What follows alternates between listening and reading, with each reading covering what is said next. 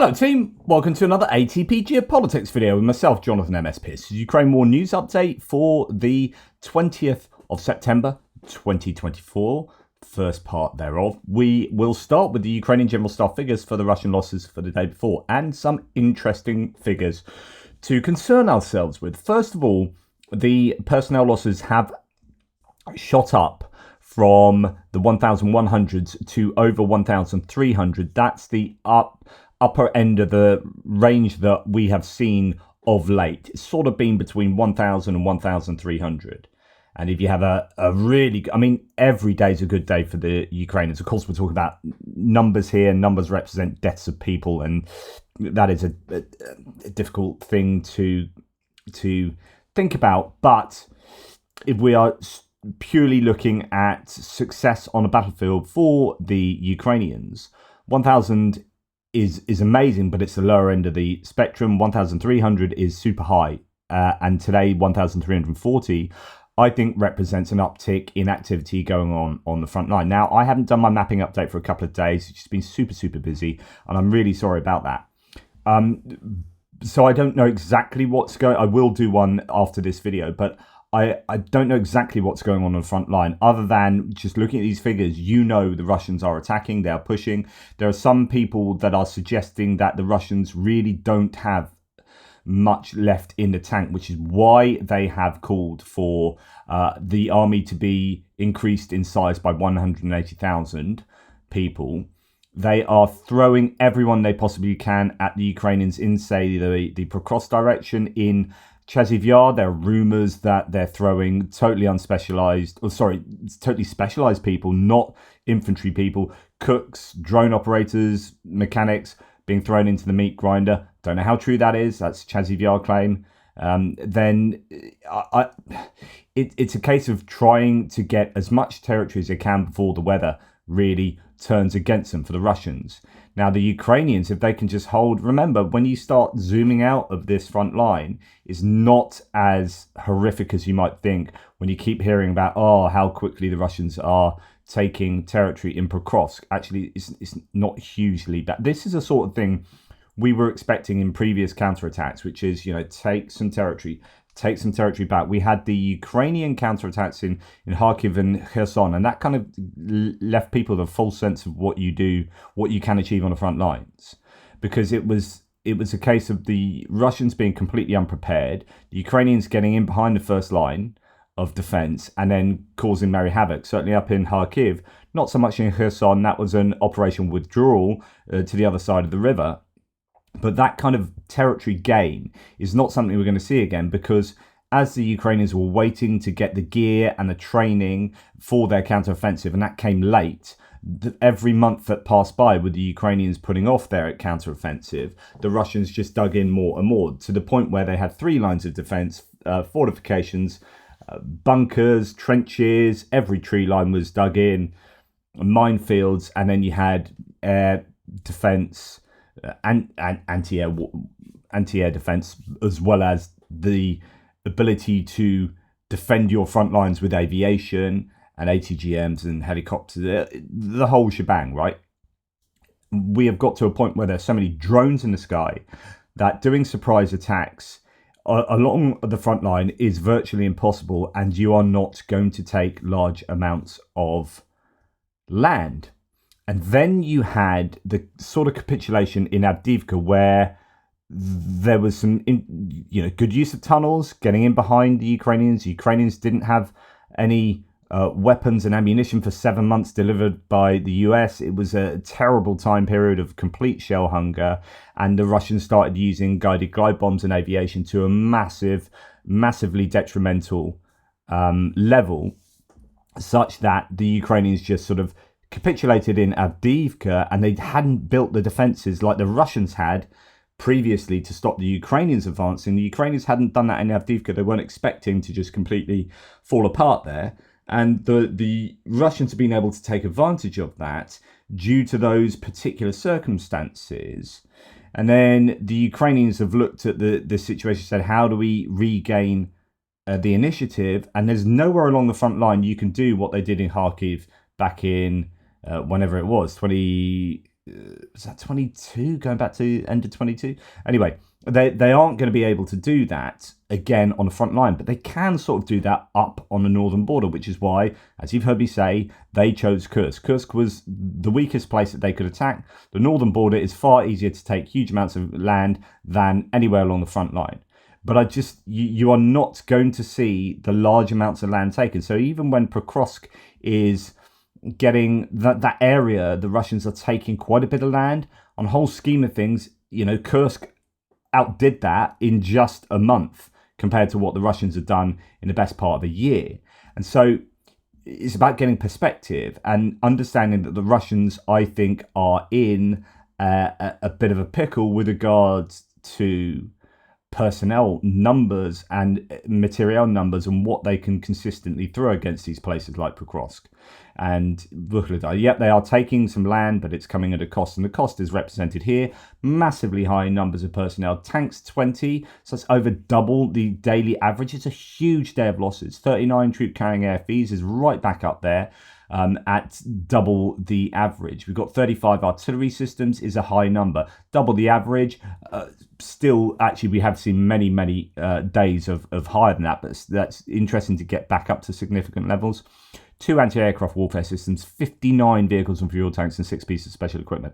So all of that I'm just trying to give you the context of what I think is happening, and we're going to be talking about the Russian attempt to generate more forces at the end of this video. But I think I don't want to be too hopium copium for the Ukrainians, but I just think the Russians it's not looking good for them on a long-term basis here. When we go to Andrew Perpetua's loss list, there is a huge list of equipment. Now, a few caveats. There's a lot of civilian equipment lost by the Russians. That's going to hurt logistically. It's not so much combat asset losses. Combat asset losses there is probably about 1.5 times the Ukrainian combat asset losses. And the Ukrainians, there's a large amount of surveillance and comms equipment that you can, if you are so willing, leave out of this list. And if you do, because some people find it really useful, I think it's often not in the same kind of category of value that these other pieces of equipment are, and so I wouldn't include most of these pink ones unless it's like a radar system.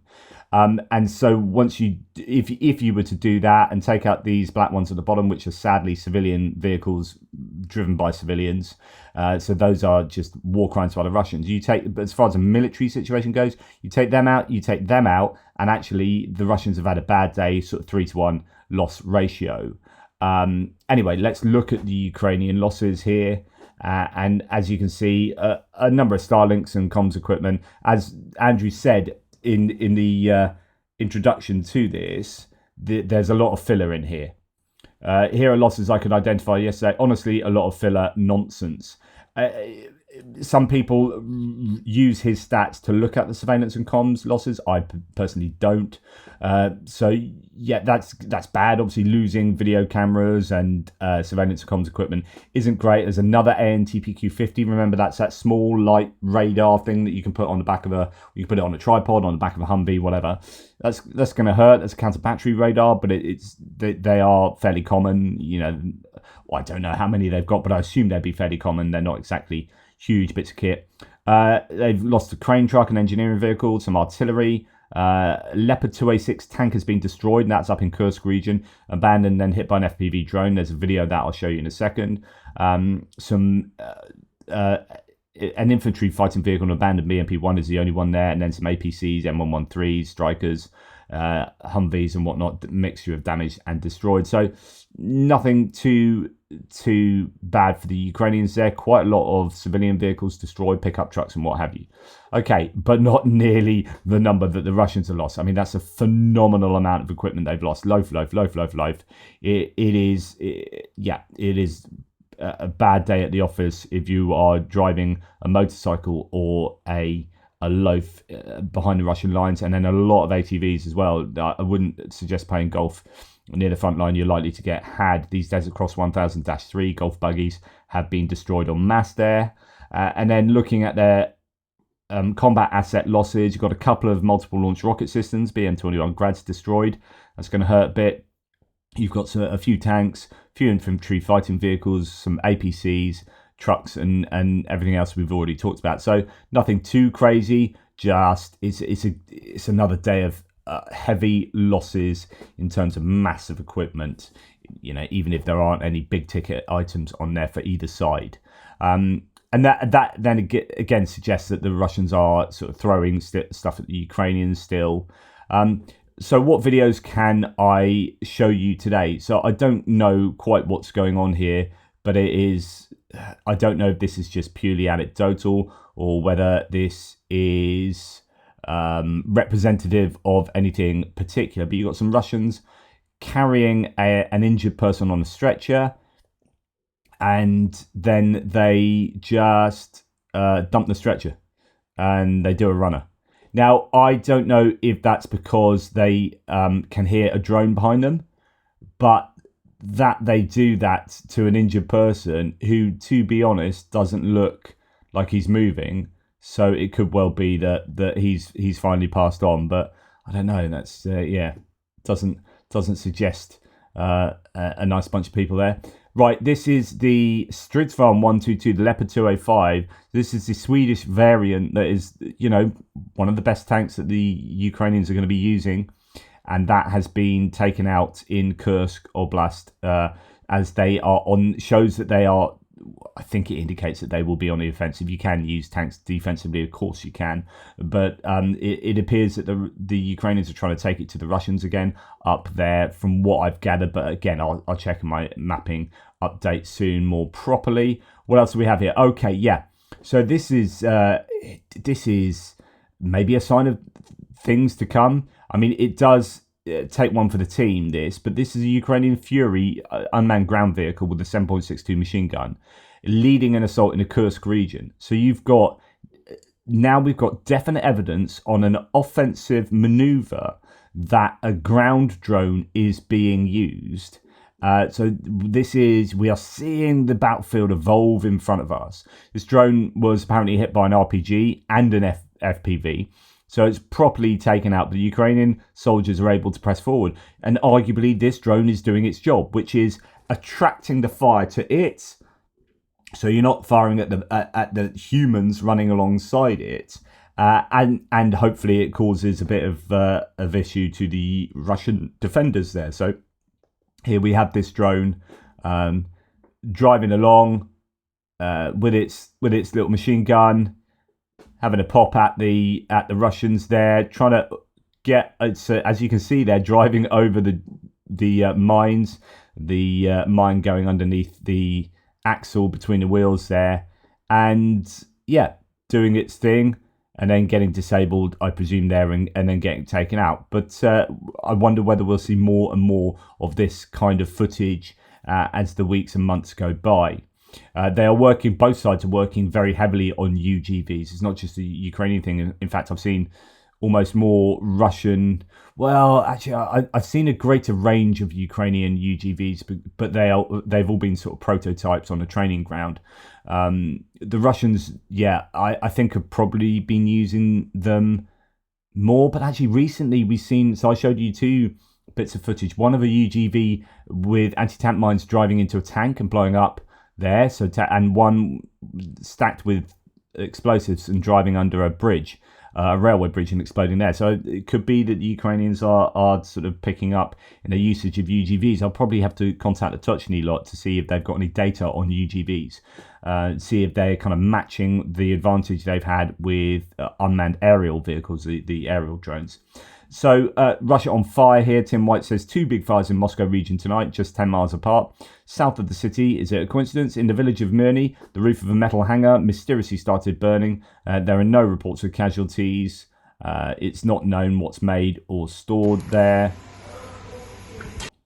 So yeah, that's really frustrating when that's on mute and then I press play and it unmutes. It's on mute for a reason, mate. Anyway, fire there. And I know, do you know what? When I have these struggles with music, the amount of people at every video goes, right, you know what you can do is you can mute the tap. I know what I can do. I can never have this problem again. But I'm a masochist here, and there is something about fighting with the music, and I'm getting better at it. You've not seen as many, but it is the bane of my life, and I love it. Anyway, what was that film with Elizabeth Taylor and Edward Albee's Who's Afraid of Virginia Woolf? Richard Burton and Elizabeth Taylor, they hate each other, they're alcoholics, and they argue all the time, but they can't live without each other, and there's that codependency, and love-hate relationship. Anyway, that's a random reference there. Meanwhile, there's also another fire in Aporinki, and in fact, this has been reported in a number of places. One of the largest mattress warehouses in Russia is totally ablaze. It was still on fire a lot later. Warehouse covering 5,000 square meters, reportedly on fire in the village of Aporinki near Moscow, with the structure still burning, said no reports there earlier. Moving on to distance munitions and standoff munitions and strikes and whatnot. Okay. Another massive wave of Shahed drones. They are using these drones massively at the moment. Now, I don't know whether they had just stockpiled a load to use like this, or whether they are producing at these levels. We heard the other day that they could produce, 500 Shaheds a month, and this is more than 500. They are firing more than or they are on course to fire more than 500 in a month. So, is this a higher production rate than we otherwise understand, or had they been stockpiling so that they could do this? I don't know, but it is incredible. But what's equally incredible is that the Ukrainians have adapted to this threat to the point that they are shooting down almost 100% of these drones on a nightly basis. Last night they did shoot down or take out 100%. There was a wave of 70 Shahed drones. 61 of them were intercepted by being shot down, and the 9 remaining ones were lost on Ukrainian territory, likely due to electronic warfare measures. So 0% of them were successful as far as what their original intentions were.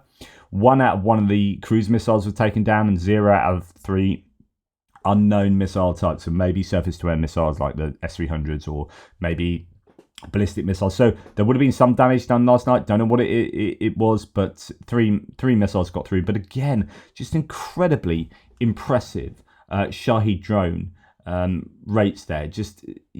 So while I had my live stream yesterday, which I advise you all go and check out, with Brendan Kelly, and then Andrew Perpetua came on, and we were talking about the use of drones to effectively murder, not effectively, I mean, it is to murder civilians in the Kherson area. And we were talking about, why they were doing that, what the stats are looking like. There was a strike on Sumy, and it's almost, someone mentioned it in a live chat, it's almost like, well, here you go. This is an example, different context, different place, but the same kind of outcome, which is the murder of civilians. So another heinous attack on Sumy. Russia hit a boarding house full of pensioners. 1 person was killed, 13 were injured. Some people may find the video distressing. I'm not going to show you the video, but it is, it's not cool. As Andrew says, in case you missed it earlier today, Russia struck an elderly home, or home for elderly people in Sumy, with an airstrike. 147 patients had to be evacuated, 13 wounded, 1 died. It's not cool. Again, you have the same options, like either that was intentional or it was indiscriminate and I didn't really care. Both of those are totally bad. Or they've got a missile that didn't hit what it was intended to because of circle error probable, but in reality they still don't really care. There's no kind of apologies. None of these are good options for anyone wanting to try and do warfare in a responsible manner.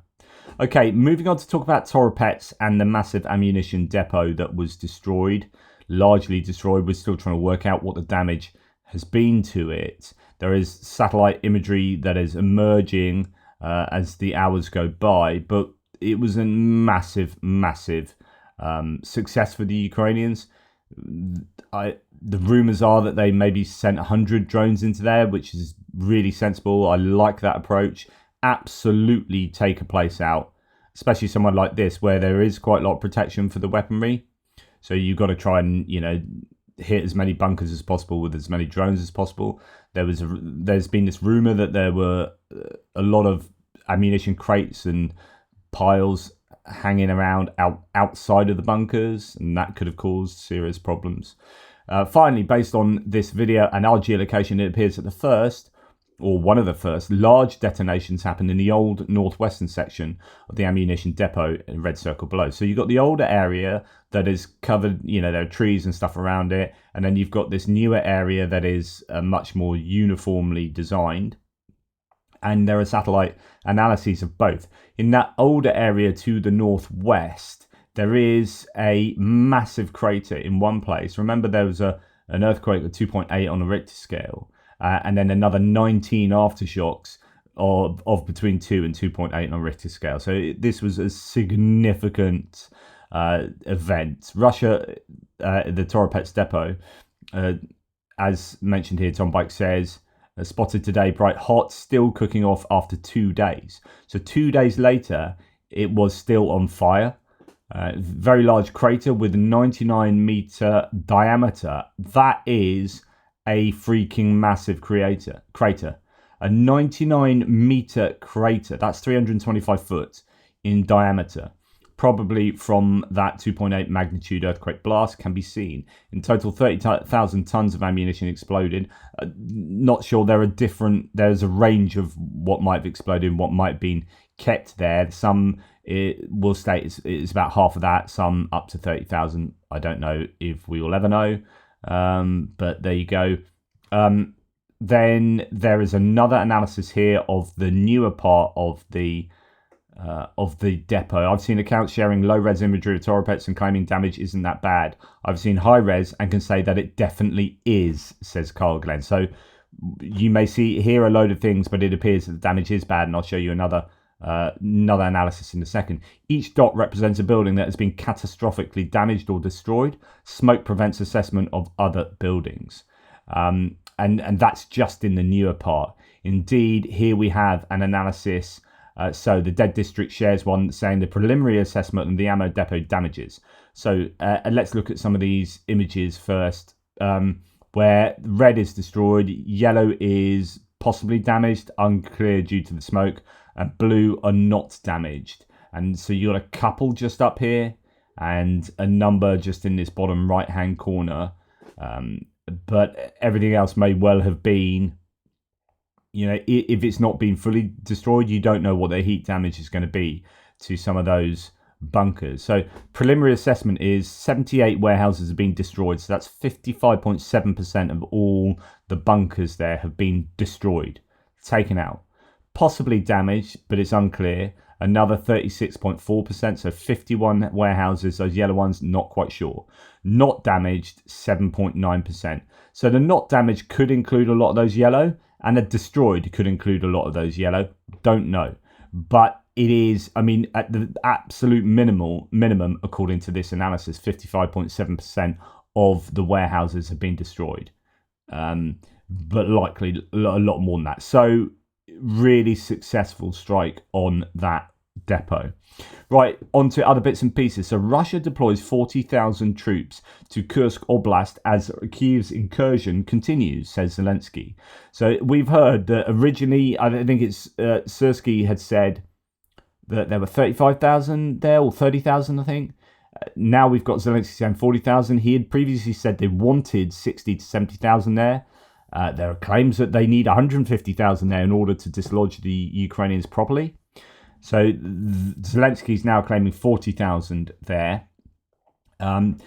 Michael Weiss quotes from the Guardian article. This is fascinating. So Russia's military command had anticipated Ukraine's incursion into its Kursk region and had been making plans to prevent it for several months. So there were these different rumors that actually Russia did nothing to prepare for this. They hadn't anticipated it. Then there were these ideas that they had warnings from people around there amassing troops, but of course that could also be sold as the Ukrainians building up forces defensively in anticipation of a Russian attack across the board. And that was a clever thing about attacking in Kursk, because you can mask your build-up of forces in that way.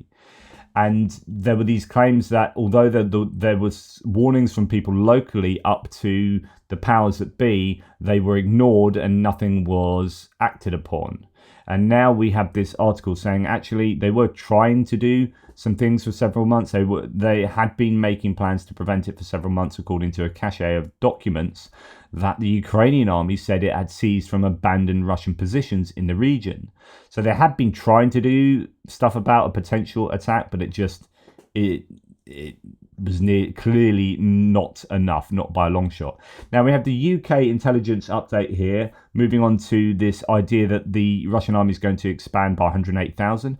On September the 16th, Russian President Putin signed a decree to increase the size of the Russian military with an additional 180k personnel to 1.5 million in total, coming into effect from December 2024. This is the third decree that has been signed by Putin to increase the size of the Russian military since the start of the Ukraine conflict in February 2022. Russia's aspiration to expand its military is well established. In December 2022, the then Defense Minister Sergei Shoigu called on the Russian forces to be enlarged to 1.5 million. Russia will likely increase the number and size of its units on its ground forces to accommodate the majority of the additional 180,000 personnel. Despite the stated intent to expand its force, it is likely that this ambition will be hampered by continued heavy losses sustained in the conflict against Ukraine and recruitment challenges. Now, Rob Lee says, months before, this is a quote from the Wall Street Journal, months before President Putin's inauguration in May, so if you remember that back in May, inauguration, when he had those scare quotes elections, he had met with his defense ministry officials who pushed for a fresh round of mobilization to recruit more troops to offset Russia's losses on the front line in Ukraine, said a person briefed on the exchange. Now, I have for so long, and it's really interesting, where was it being talked about recently? And it came up again. But there's this idea that I'm always questioning that how much Putin really knows. So he lives in an information bubble. He doesn't use the internet. He thinks it's a CIA conspiracy or whatever, and he doesn't have a smartphone. So he receives all his information from people who are probably your yes men, not often, not, or potentially always not willing to give him bad information. Dictators are a bit like that. Or does he know? Is it not like that? Does he actually have people who are honest with him? How does he fact check either way without the use of the internet? So he has to kind of go to the very people that he's receiving stuff from, or other people, but these are going to be people who are still, he's dependent on other people to fetch him that information. And there could be this scenario where he is inoculated from reality. How much is that an issue? And I honestly think that this could be a major problem for Putin. So how much does he really know about the Russian losses on the front line? How much does he know about how bad the situation might well be in reality for the Russian forces? How much do the Russian commanders know? What happens from the base to the top of the hierarchy with Voronezh, with the kind of lying all the way up the chain? Do these people at the top not have a proper grasp? And so therefore they are communicating what they think is the truth to Putin, but they might not have the correct appraisal. So I think this is incredibly important to understand. Garbage in, garbage out. You make bad decisions on the basis of bad knowledge or bad intel. And here we have, months before Putin's inauguration, he met with the defense ministry officials who pushed for a fresh round. So the implication here is that those defense officials recognized that the Russians really needed more troops, that they were in a lot of trouble, and this is back before May, so maybe April time. They're like, we're screwed, we need more people, and he's gone. Putin dismissed the idea, it says here, saying he wanted to use only those who were voluntarily signing contracts, the person said.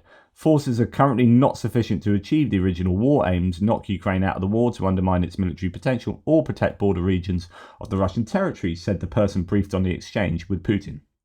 Quote, more and more people are saying mobilization is inevitable.